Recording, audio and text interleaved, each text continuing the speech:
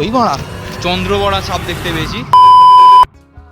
Hello guys, এটা হচ্ছে আমাদের গ্রামের ব্লগ, ফার্স্ট ব্লগ যাকে বলে। আমি আর আমার ক্রিয়েটার টিম আছে, আর সাথে আমার বাউন্সার আছে। এই চ্যানেলে ভাবছি এবার থেকে রোজ আমরা ব্লগ আপলোড করব। আমাদের জীবনে যা যা ঘটে একটা গ্রামে তাই তাই শেয়ার করব। মাঠে আপাতত জল চারিদিকে, মাঠে এখন প্রচুর জল, যার কারণে আমরা এগোতে পারছি না। এগোনোর চেষ্টা করব, কিন্তু পড়ে গেলেই চাপ আছে।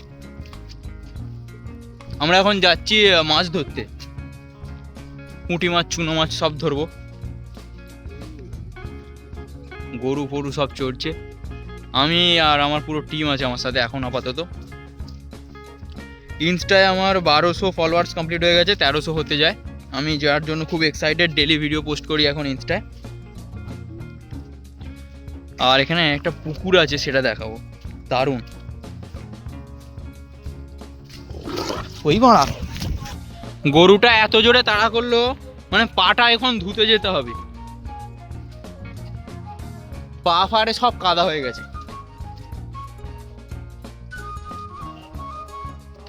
ব্লগ পুরো মাথায় উঠে যাচ্ছিল ভাই, লিটারেলি ভাই।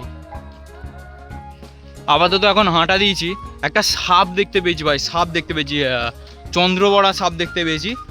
পুরো ওই ঝোপটায় পুরো ঢুকে গেল, তাই জন্য এসছি বাঁশ লাঠি নিয়ে মারবো সাপটাকে, কিন্তু খুঁজে পাচ্ছি না আপাতত। যদি আমাদেরকে কামড়ে নেয় তখন আমরা যে কী করবো, তাই এখান থেকে পালানোর চেষ্টা করছি আপাতত। ওই তো সাপটা ঢুকে গেল, ওই সাপটা ঢুকে গেল, ওই ঝোপে ঢুকে গেল। তেড়ে আসছে সাপটা, তেড়ে আসছে। রাজা পালিয়ে যা রাজা। এই সাপটা তাড়া করেছে, কি করবো বুঝতে পারছি না আপাতত। সাপটা আছে, সাপ চন্দ্রবড়া, মিনিমাম 1 হাত সাইজ হবে।